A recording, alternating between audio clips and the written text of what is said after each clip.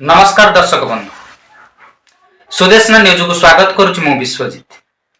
आमे प्रसारण करिथिलु उत्कल भारती विदुष सभा संस्था रे कार्यरत किछि कर्मचारी कर्मकर्तांक द्वारा मानपत्र और संबर्धना बिक्री कथा। एही खबर प्रसारण परे संस्थार सभापति आम सह कथा होइथिले। आमे तांको सम्मान करूछु, किंतु ता पूर्वरु सेही संस्थार जने कर्मी शशधर पंडा कथा होइथिले।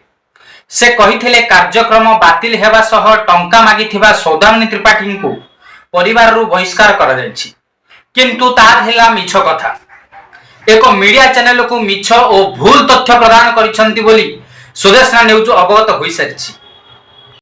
सौदामिनी त्रिपाठी महोदया, आपण निजको कोन भाबिचंती? ए सब पोस्ट एडिट करी आपण जानि सुनी फसुचंती। आपणक बयस अनुपात रे ए सब मिथ्या पोस्ट शोभनीय नुहे। आपण मानपत्र बिक्री करुथिले बोली पूरा प्रमाण हम पाखरे अछि। आपण कोठू मानपत्र किनिचंती ताहा मध्य हम पाखरे अछि।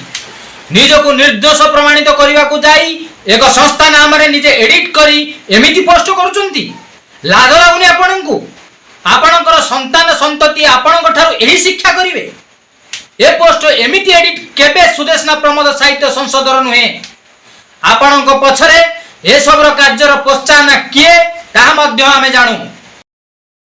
प्रथमे भूल तथ्य देवा और पर एभली मिथ्या आरोप लगेबा आपणको काठगड़ा जाय टाणी नै जाई पारे। किए टंका मागिथिले आ केते बेले देइथिले तार पूरा प्रमाण दियंतु। सठिक प्रमाण चाहूछु आमे। जदि देई न पारिबो तबे दोष स्वीकार करी सेठारे ही क्षमा प्रार्थना कर।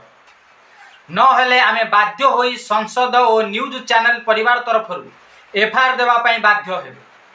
सौदामिनी त्रिपाठी महोदयंक नाम रे एवं संगठन नाम रे आमे अभियोग देबु थाना रे। एबे भी समय अछि, प्रमाण दियो नहले क्षमा मागो।